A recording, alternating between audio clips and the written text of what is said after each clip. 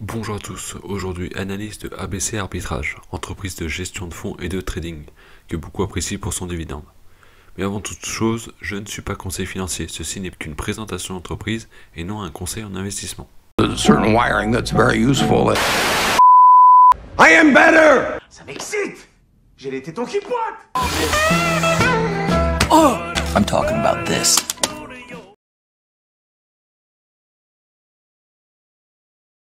ABC Arbitrage a été créé en 1995 et a été spécialisé dans le conseil aux institutionnels. En 1997, ils commencent à gérer leurs fonds propres, et dès 1999, c'est de là dont vient la majorité de leurs revenus.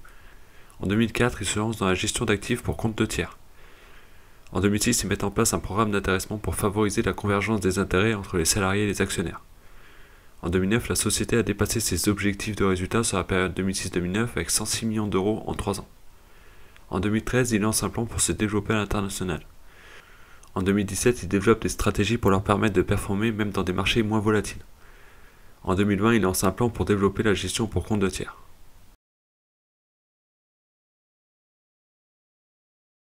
ABC Arbitrage est une entreprise de trading qui a plusieurs stratégies. Elle profite des inefficiences passagères de marché. Une entreprise qui cote à un prix différent entre deux places boursières, une annonce qui n'a pas encore été prise en compte par le marché par exemple. Ils font aussi du trading purement quantitatif, où grâce au modèle qu'ils créent en interne, ils jouent sur les actions, les options, les matières premières ou les taux. Ils ont d'autres modèles pour jouer sur les opérations sur capital, comme les OPA, les fusions-acquisitions, pour calculer le risque et donc profiter de potentielles marges à récupérer. Et enfin des modèles pour jouer sur l'inefficience des prix des options. Ils n'hésitent pas à utiliser l'effet de levier dans certains cas. En résumé, leur travail est de créer des algorithmes de trading, leur permettant de profiter des inefficiences de marché.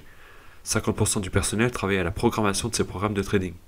C'est donc une entreprise technologique plus que financière. Mais ils ne sont pas actifs sur le trading de haute fréquence, comme on pourrait l'imaginer. Leurs activités sont développées pour des fonds qu'ils proposent aux professionnels, mais aussi pour leur compte propre, car l'entreprise gère pas mal de cash pour elle-même. Compliqué d'avoir plus d'informations sur les fonds, il faut être pro pour y avoir accès, mais chaque fonds est basé sur une stratégie différente ou un mix de stratégies. En résumé, ils ont besoin de volatilité pour avoir des opportunités et performer. Comme le montre le graphique, ils sont très corrélés au VIX, même s'ils ont développé des stratégies pour réussir à performer dans des marchés moins volatiles, et leur permettre des performances plus régulières. La croissance est limitée, les opportunités d'arbitrage ne permettant pas d'engager des capitaux énormes.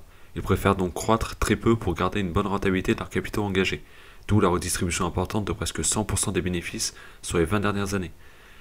Maintenant, ils veulent maintenir ce taux à 80%. Ils aimeraient tout de même faire croître les actifs sous gestion pour atteindre un total d'1 milliard entre le propre et le compte de tiers d'ici 2025. Mais leurs performances ces dernières années n'ont pas poussé les institutionnels à leur faire confiance, avec la décennie 2010-2020 à taux zéro où les marchés ne faisaient que monter. Si les marchés deviennent plus volatiles et que les banques centrales ne se remettent pas à imprimer à l'infini, les fonds que propose ABC Arbitrage pourraient devenir intéressants pour les institutionnels. A savoir que plus d'actifs tiers sous gestion ne demandent pas vraiment plus de travail, les algorithmes servant déjà pour les fonds propres. Le surplus de revenus serait presque exclusivement des bénéfices. Pas de croissance externe, ça n'aurait pas d'utilité pour eux. Pour les résultats, 90% des résultats viennent de la gestion de leurs fonds propres, car ils ont peu de fonds sous gestion, environ 220 millions, fin 2022, même s'ils montrent 320 millions à un autre endroit et j'ai vu encore un autre nombre ailleurs, alors qu'ils ont 160 millions de capitaux propres.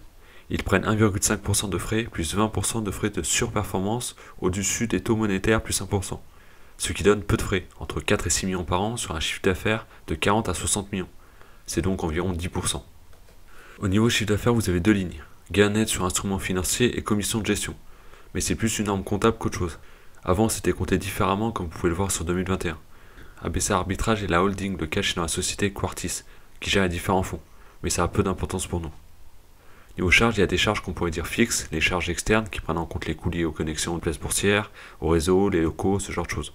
Ensuite, les salaires qui représentent 2/3 des charges, une part fixe et une grosse partie variable selon le résultat. Au S1 2023, vous pouvez voir une baisse de 30% des coûts salariaux, quand le chiffre d'affaires baisse de 36%. Le reste des charges étant fixe, le bénéfice lui a baissé de 46%. On peut voir que les salariés ont tout intérêt à être performants. Niveau bilan, rien de spécial, c'est vide. Pas d'actifs ou presque, hormis leurs actifs financiers, pas de dette en face, logique pour ce genre d'activité. Mais point intéressant, ayant pas mal de recherche et développement liés aux algorithmes, ils pourraient gonfler le bilan avec des actifs intangibles et y mettre une partie des coûts salariaux, ce qui augmenterait le bénéfice et le bilan. Mais ils ne le font pas, Le free cash flow est donc égal au bénéfice et le bilan est vide. S'ils le faisaient, ça gonflerait les bénéfices, mais ils paieraient plus d'impôts. Et puis leurs algorithmes n'ayant pas une durée de vie très longue, j'imagine, ça serait un peu malhonnête de les compter en bilan. Mais certaines entreprises ne se gênent pas pour le faire. Le résultat avant impôt est le même que le résultat net, car l'impôt est prélevé plus haut, dans les chiffres d'affaires de la partie gain net sur instruments financiers. Enfin, si j'ai bien compris ce passage. Le ROE est supérieur à 15% par an en moyenne. Ils ont distribué presque 100% des free cash flow sur les 10 dernières années. Aujourd'hui, ils visent 80% de redistribution. Et ils ont un historique de presque 30 ans sans une seule année négative. Et ils ont eu de super années quand il y a eu des problèmes, en 2008 et en 2020 par exemple. Le PDG actuel est le cofondateur de ABC Arbitrage. Niveau rémunération pour le PDG et le directeur général, c'est 0% de variable pour un résultat net en dessous de 15 millions. Au-dessus, la rémunération variable est linéaire par rapport au résultat jusqu'à 22 millions. Après, c'est 3% du résultat net. En gros, le PDG touche 1,5% du résultat net en salaire, 1% pour le directeur général les mauvaises années, et ça monte à presque 3% et 2,5% les très bonnes années. Mais les dirigeants détiennent une partie importante du capital, 10% pour le PDG, 6% pour le directeur général. Donc le gros de la rémunération vient des dividendes versés, les 3/4 en cas de résultat net à 22 millions. Et surtout, c'est comme s'ils tradaient avec leur propre argent, ce qui permet un bon alignement des intérêts, je trouve. Il y a des actions gratuites pour les salariés et le directeur général. Le PDG ne peut pas en avoir ayant déjà plus de 10% du capital. L'entreprise rachète des actions tout au long de l'année pour servir à ses stock options. Et j'ai l'impression que c'est pris en compte dans les coûts salariaux. L'autre cofondateur n'est plus aux commandes mais détient toujours 12% du capital via une holding. Et il est administrateur.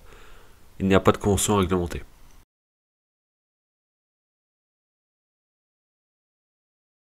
L'entreprise comptant moins de 500 salariés ne sont pas tenus de faire un rapport RSE, mais ils le font tout de même.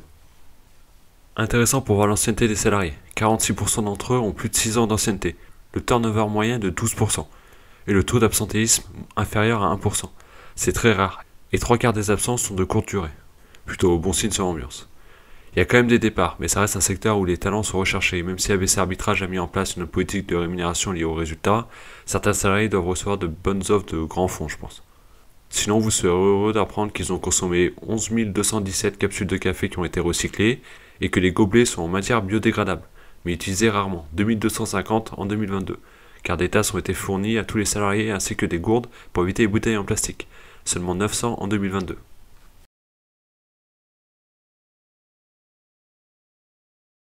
La concurrence est rude, tout le monde essaye de développer les meilleurs algorithmes de trading et les ressources principales est donc l'humain. Il faut recruter les meilleurs ingénieurs et les conserver. Le salaire a une grosse part de variable qu'on a pu voir selon les résultats globaux de l'entreprise. L'objectif étant évidemment que les salariés soient le plus impliqués possible, ce qui n'empêche pas les démissions ou les départs qu'on a pu voir dans la partie RSE.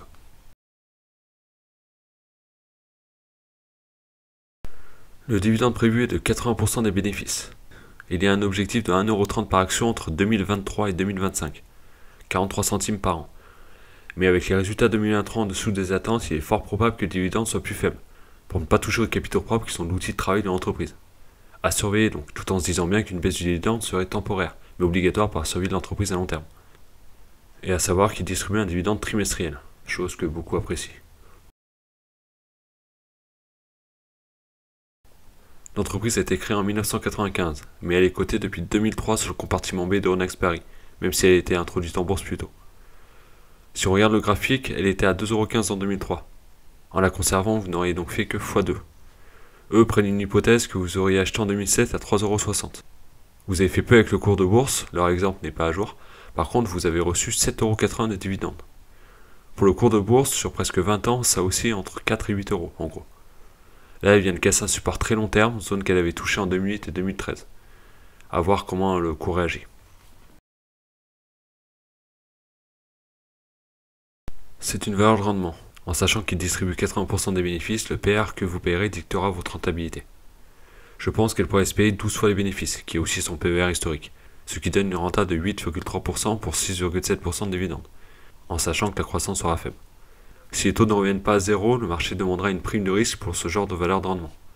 Sachant qu'il vise 30 à 35 millions de bénéfices, qu'ils ne réussiront pas à avoir en 2023, on serait sur une valeur entre 6 et 7€, pour un rendement de 6,7% donc. Au cours actuel de 4,25€, on est à plus de 9% de rendement, s'ils maintiennent 40 centimes par action. Leur historique parle pour eux, et même s'ils baissent le dividende en 2024, on sait qu'ils visent toujours 80% de distribution, et plus de 30 millions de bénéfices, donc 50 centimes de bénéfices par action. La question est donc, est-ce qu'ils arriveront à tenir l'objectif en moyenne? On peut aussi jouer un retour vers le PER historique, qui est de 12, et avec 30 millions de bénéfices, ça nous ramènerait à 6 € comme vu avant, à un upside de presque 40%.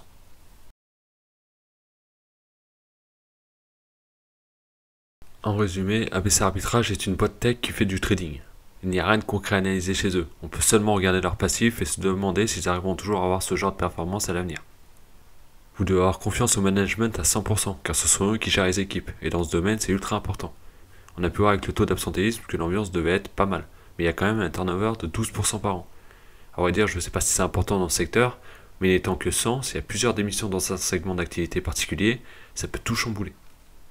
Donc si vous voulez une valeur de rendement, elle pourrait être intéressante, surtout qu'elle profite des marchés volatiles et qu'elle est plutôt décorrélée des autres valeurs, mais vous devez impérativement vous renseigner sur les dirigeants et sur l'entreprise par vous-même, car sinon vous douterez dès qu'il y aura un mauvais semestre ou une baisse du cours.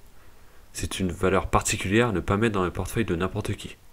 Et que ce soit pour le rendement, pour jouer un retour du cours vers son PER historique, il faut une grosse conviction, sinon ça va être très dur. Voilà, ce sera tout pour cette analyse. N'hésitez pas à liker, partager, vous abonner si ce n'est pas déjà fait, et à me dire ce que vous en avez pensé en commentaire, ou si vous avez ABC Arbitrage en portefeuille. Et nous on se retrouve dans une prochaine vidéo. Salut! Oh, Cadillac car.